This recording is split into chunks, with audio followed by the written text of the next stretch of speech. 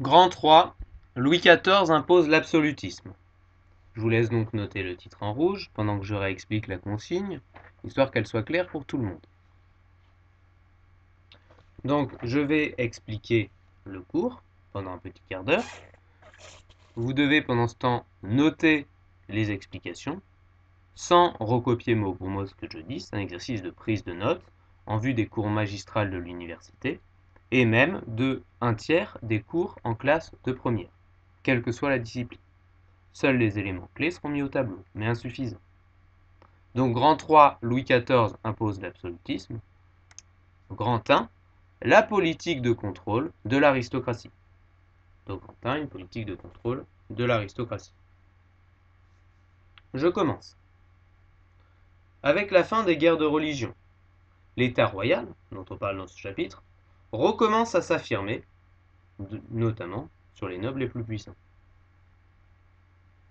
Avec l'achèvement des guerres de religion, l'affirmation de l'État royal recommence à se renforcer sur les nobles, et notamment sous l'impulsion du cardinal de Richelieu, qui gouverne pendant la jeunesse de Louis XIII.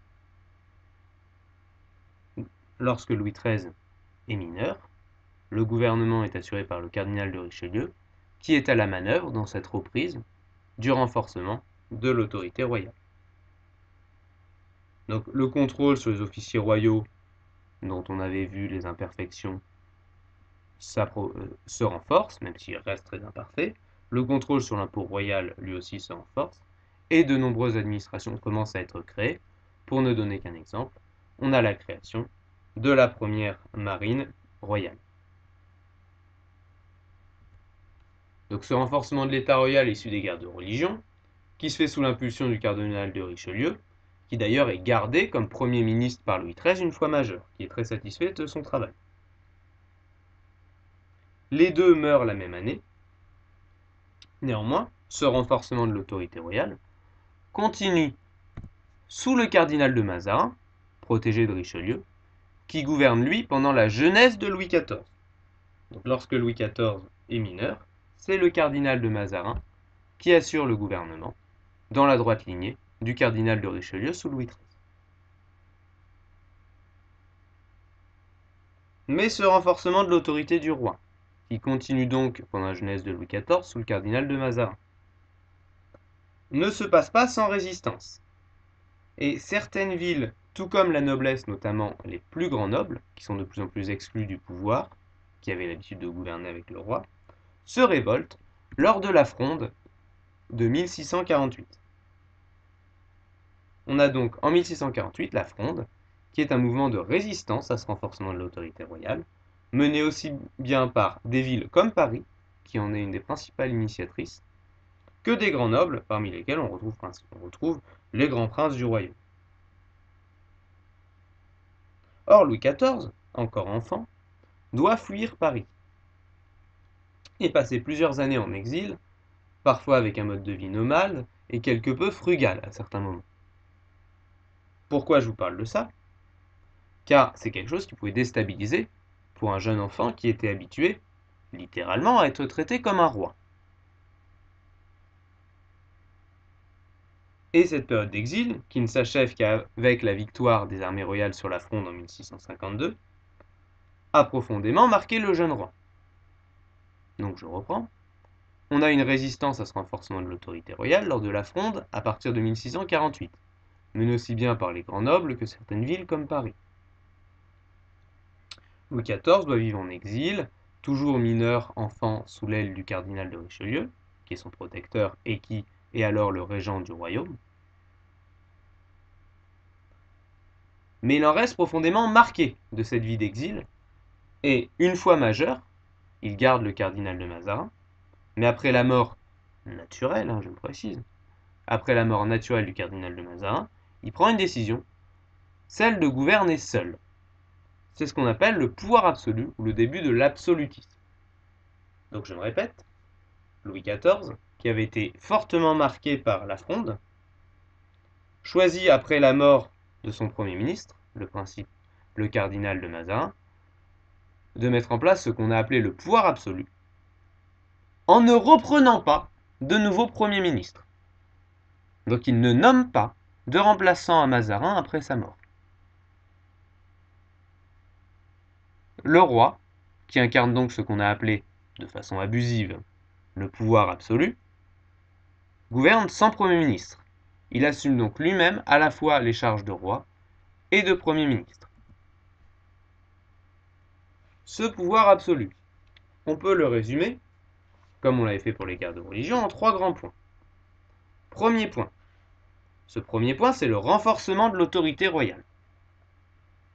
Donc tout d'abord, un renforcement de l'autorité royale. Cela se caractérise par le fait que le roi va nommer lui-même ses ministres. Donc premier point, un renforcement de l'autorité royale, où les ministres vont être directement nommés par le roi. Alors ça a toujours été le cas. Sauf que les grands nobles gouvernaient avec le roi, les ministres étaient choisis parmi eux, et il y a toujours eu une certaine négociation du pouvoir entre le roi et les grands nobles. Chose qui tend à diminuer avec le renforcement de l'autorité royale. Et Louis XIV qui est décidé à en finir, même s'il n'est pas le premier à faire ça, loin de là, ne nomme plus ses ministres parmi les princes les plus puissants du royaume, parmi les seigneurs les plus puissants, si vous préférez, mais va chercher des ministres avec des origines plus modestes, souvent quand même issus de l'aristocratie, hein, mais qui n'ont pas déjà tout un prestige et une fortune, qui doivent donc leur influence, leur pouvoir et leur prestige à la confiance que leur accorde le roi. Donc il va privilégier des gens compétents et avec peu d'influence avant leur poste de ministre, ce qui va rendre ces gens dépendants de la confiance que le roi leur accorde. Je dis donc, premier point, un renforcement de l'autorité du roi par le fait que le roi va systématiquement nommer lui-même ses ministres parmi des gens compétents qui ont peu d'influence en dehors de leur poste de ministre et du coup qui ne peuvent pas avoir une certaine autonomie. Mais aussi, toujours dans ce premier point, ce renforcement de l'autorité royale est marqué par la révocation de privilèges de nombreuses régions ou villes, notamment celles qui se sont révoltées contre le roi, des droits de lever eux-mêmes leurs impôts, des murailles de villes qui sont révoltées, qui ont été rasées. Mais surtout, par la révocation progressive, déjà initiée sous Richelieu, de tous les privilèges accordés aux protestants par l'édit de Nantes. Donc dans ce premier point, où le roi renforce son autorité et nomme lui-même ses ministres, il révoque aussi progressivement des privilèges de villes, de régions, mais aussi les derniers privilèges qui avaient été accordés aux protestants dans l'édit de Nantes, qui est définitivement révoqué sous Louis XIV.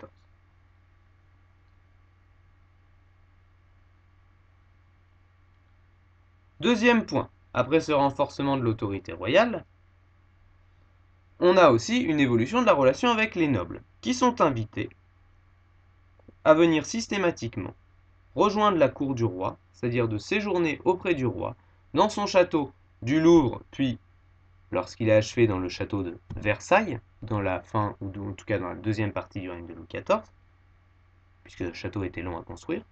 Donc les nobles sont invités à venir toute l'année vivre dans le château du roi, à Versailles, où se met en place ce qu'on appelle une société de cour. Les nobles qui sont accueillis en permanence au château du roi. Alors une cour autour du roi, ça a existé depuis des siècles, voire des millénaires. Mais ici, la relation va évoluer, puisque ces nobles sont logés, nourris, et on leur offre plein de divertissements et de spectacles fastueux, dignes de leur rang dans la société, pour les amadouer, avec de nombreuses œuvres d'art qui mettent en avant le pouvoir absolu, de Louis XIV, c'est-à-dire, surnom qu'il prend à ce moment-là, du roi Soleil. Néanmoins, tous ces nobles qui gravitent autour du roi, s'ils veulent être écoutés, alors ils ont le droit de rester chez eux d'ailleurs, hein, de s'isoler dans leur domaine. Mais dans ce cas-là, ils s'isolent. Donc ils se coupent des autres grands nobles, ils se coupent du roi. Et s'ils veulent être écoutés du roi, il faut donc qu'ils séjournent à la cour pour espérer avoir de l'influence, pour espérer avoir tout de même des postes importants dans l'administration du royaume. Et pour cela, il faut qu'ils se fassent bien voir du roi. Donc ces nobles, qui ne sont pas obligés de séjourner à la cour du roi, dans cette cage dorée, mais qu'ils le font pour conserver un minimum d'influence dans la société, dans la haute société, doivent pour cela se faire bien voir du roi, avoir une bonne réputation auprès des autres nobles, bien divertir le roi, etc., etc. Ce qui veut dire qu'on a une aristocratie qui, jusque-là, était une aristocratie guerrière, gestionnaire de provinces, qui gérait une partie du royaume, que ce soit par ses domaines ou les autres territoires qu'elle gouvernait, qui commandait les armées, dont la fonction était la guerre, qui devient progressivement, donc d'une aristocratie guerrière, à une aristocratie de courtisans. C'est-à-dire qu'ils vont passer leur temps à essayer de se faire bien voir du roi.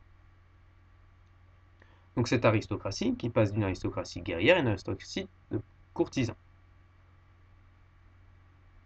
Ce qui ne va pas empêcher, troisième point, et dernier, sur lequel on ne va pas s'épiloguer,